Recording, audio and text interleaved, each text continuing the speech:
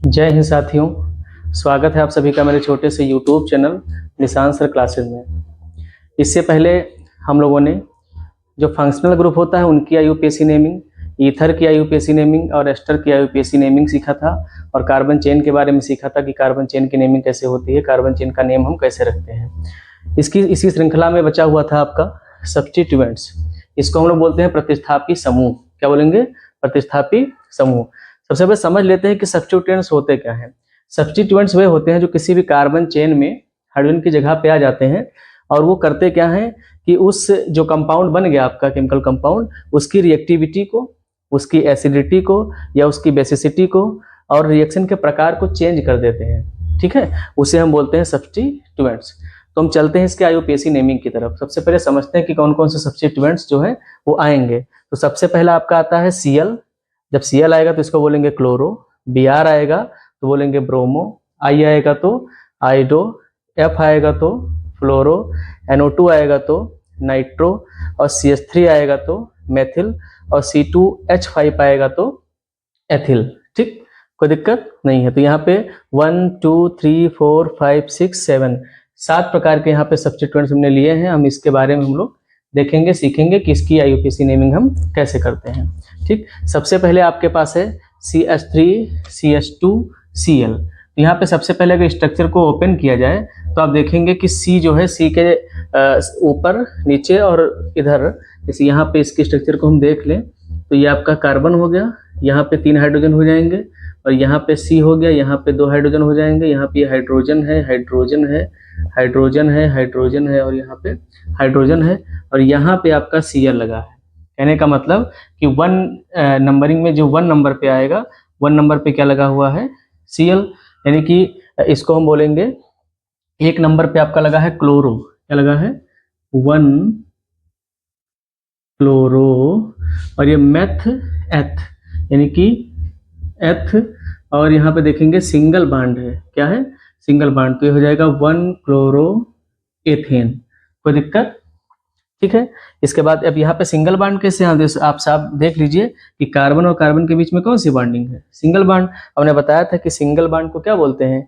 N. क्या बोलेंगे? N. एक चीज ध्यान रखेंगे कि जो सब्स्टिट्यूएंट्स होते हैं नेमिंग में सबसे पहले इसको रखते हैं। इसको हम लोग पूर्व लग्न भी बोलते हैं या इंग्लिश में प्रीफिक्स बोलते हैं। ठीक है, प्रीफिक्स मतलब जिसका नेम पहले आएगा।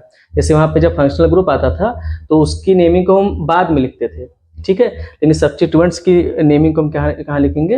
पहले। ठीक, आगे बढ़ते हैं। यहाँ पे देखेंगे 1 2 3 कार्बन है, यहाँ Br लगा है, ब्रोमो लगा है। अच्छा, एक की सिचुएशन को लिखो चाहे ना लिखो, मैंने आपको पहले बता दिया था। तो यहाँ पे 1 क्लोरो इथेन लिखो या क्लोरो इथेन लिखो, कोई समस्या की बात नहीं है। तो यहाँ पे देखेंगे Br है, तो Br को हम क्या बोलते हैं बेटा? ब्रोमो। क्या बोल देंगे? Br को क्या बोलते हैं? ब्रोमो। और मेथ एथ प्रोप, यानी कि हो जाएगा प्रोप। क्या हो जाएगा? प्रोप।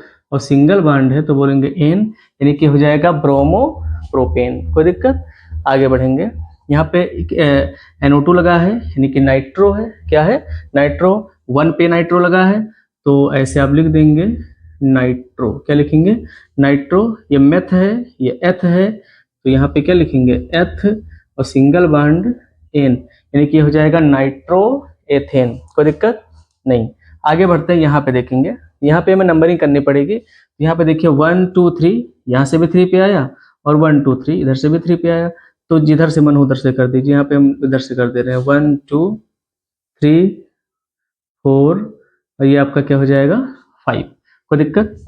अब यहाँ पे देखेंगे, यहाँ पे 3 नंबर पे CH3 लगा है। क्या लगा है? CH3। तो सब्स्टिट्यूएंट्स में जो सब्स्टिट्यूएंट्स आते हैं उसकी नेमिंग सबसे पहले करेंगे। तो यहाँ पे लिखेंगे 3, यहाँ पे लिख दे रहे हैं, देखिए 3। और यहाँ पे क्या है? ये क्या है? CH3 को क्या बोलते हैं? मेथिल। क्या बोलेंगे? मेथिल। तो लेंगे 3 मेथिल या मिथाइल और मेथ एथ प्रोप प्यूच पेंट। पेंट और सबके बीच में सिंगल बॉन्ड है तो बोलेंगे एन, यानी कि 3 मिथाइल पेंटेन। ठीक है, कोई दिक्कत? आगे बढ़ेंगे। यहाँ पे देखेंगे नंबरिंग करना है हमको, तो सब्स्टिट्यूएंट्स करीब इधर से पड़ रहा है तो यहाँ से नंबरिंग कर देंगे 1 2 3 4 5 6। ठीक, अब यहाँ पे देखेंगे, आप देखिए यहाँ से 2 नंबर पे आपका लगा है मेथिल, ठीक, और 4 नंबर पे भी लगा है मेथिल, यानी कि 2 जगह मेथिल लिखा है। तो इसका तरीका है, आप सीख लेंगे कि जब मेथिल 2 बार आए या एथिल 2 बार आए तो कैसे लिखेंगे, यानी कि 2 पे और 4 पे, 2 और 4 पे क्या है, CH3 मतलब मेथिल, यानी कि 2,4 और 2 बार आया है तो डाई मेथाइल, क्या हो जाएगा, बात समझ में आई, 2 बार आएगा तो डाई मिथाइल, 2,4 डाई मिथाइल, और meth eth prop but pent hex, यानी कि डाई मिथाइल हेक्सेन।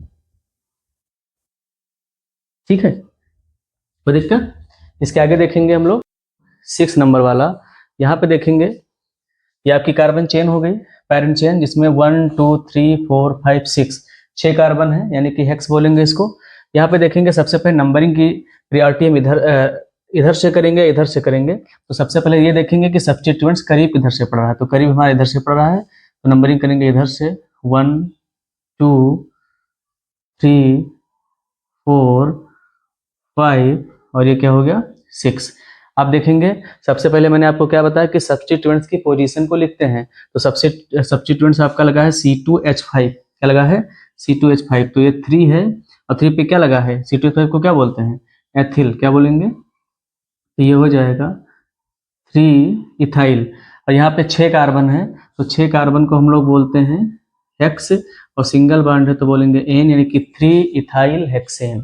ठीक है, अगला एग्जांपल देखते हैं 7 नंबर पे जो है, यहाँ पे देखेंगे, यहाँ पे ये CH से CH3 जुड़ा हुआ है, और यहाँ भी CH3 है, यहाँ पे C2H5 है। तो सबसे पहले इसके स्ट्रक्चर को समझते हैं।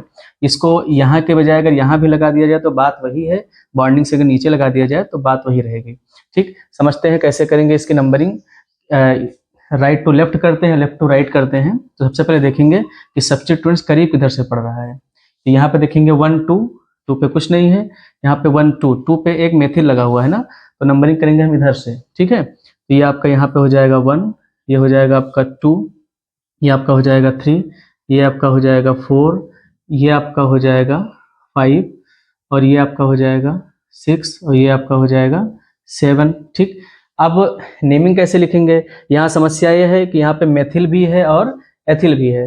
ठीक, तो आप हमेशा ध्यान रखना, जो मैंने बताया था अभी आपको, कि अल्फाबेटिकल आर्डर को फॉलो करेंगे। ठीक, तो मेथिल और एथिल, मेथिल में आपका M आ गया और एथिल में आपका E आ गया।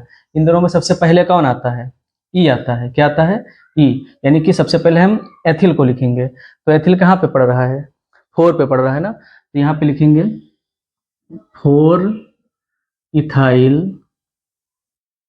4 इथाइल, और यहाँ पे देखेंगे मेथिल कहाँ कहाँ पे है, 2 पे है और 5 पे है, यानी कि 2,5, 2,5, 2 बार है तो क्या बोलेंगे डाई, और ये मिथाइल हो गया, डाई मिथाइल, और यहाँ पे 7 कार्बन है, तो 7 कार्बन को हम बोलते हैं क्या, हेप्ट, और सिंगल बॉन्ड है तो बोलेंगे एन, यानी कि 4 इथाइल 2,5 डाई मिथाइल हेप्टेन।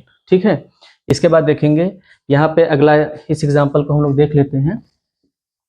तो यहाँ पे देखेंगे क्लोरो है और ब्रोमो है। ठीक, तो यहाँ भी नंबरिंग किधर से करेंगे, लेफ्ट टू राइट करेंगे या राइट टू लेफ्ट करेंगे। तो इसको समझने के लिए सबसे पहले वही चीज देखना है कि अल्फाबेट का ऑर्डर में बी पहले आता है, तो नंबरिंग हम इधर से करेंगे। यहाँ पे ये आपका हो जाएगा 1, ये आपका हो जाएगा 2, ये आपका हो जाएगा 3, और ये आपका हो जाएगा 4। 4 कार्बन की चेन है। अब यहाँ पे देखेंगे 2 पे क्या लगा हुआ है, ब्रोमो, तो लिखेंगे 2 ब्रोमो, कामा लगा देंगे। 3 पे क्या लगा है, क्लोरो, तो 3 क्लोरो, 2 ब्रोमो 3 क्लोरो, और 4 है तो इसको क्या बोलेंगे, मेथ एथ प्रोप ब्यूट। 4 कार्बन को क्या बोलते हैं, ब्यूट, और सिंगल बॉन्ड है तो बोलेंगे एन, यानी कि 2 ब्रोमो 3 क्लोरो ब्यूटेन। ठीक है, अगला एग्जांपल देखते हैं। यहाँ पे लगा है फ्लोरो, क्या लगा है, फ्लोरो, तो नंबरिंग चाहे हम इधर से कर दें और चाहे इधर से कर दें, चाहे राइट टू लेफ्ट करें और चाहे लेफ्ट टू राइट करें, क्यों, क्योंकि बीच में ही है, तो इधर से हम कर देते हैं। ये हो गया 1, ये हो गया 2, ये हो गया 3। अब 2 पे क्या लगा हुआ है, 2 पे क्या लगा है बच्चों, फ्लोरो, क्या लगा है, तो बोलेंगे 2 फ्लोरो, और मेथ एथ प्रोप, तो 2 फ्लोरो प्रोप और सिंगल बॉन्ड है तो बोलेंगे एन, यानी कि 2 फ्लोरो प्रोपेन। ठीक, अगला एग्जाम्पल 10वां एग्जाम्पल है। यहाँ पे देखेंगे ये CH3 आपका है, यहाँ पे देखेंगे इस कार्बन से 2 CH3 जुड़े हुए हैं, 2 CH3 जुड़े हुए हैं, ये पैरेंट चेन आपकी हो जाएगी। यहाँ पे कार्बन से 2 CH3 जुड़े हैं, इसके बाद CH2 CH2 CH3 है। ठीक, तो ये आपका जो है होमवर्क है, ये आप हमें बताएंगे कि इसका आंसर क्या होगा। अगर आप समझ गए क्लास को तो आप इसके आंसर कमेंट बॉक्स में इसका आंसर कीजिए। ठीक है, आई होप आप सभी को ये क्लास समझ में आई होगी। ठीक है, इसके बाद जो है हमारे चैनल पे क्लास 10th का केमिस्ट्री, फिजिक्स और मैथ, इन सब की क्लासेज आने वाली हैं। आप सभी लोग जल्दी से जुड़ जाइए और एग्जाम में 100% अंक प्राप्त करने के लिए हमारे चैनल को सब्सक्राइब कीजिए और अच्छे से अपनी पढ़ाई को कीजिए। धन्यवाद, जय हिंद।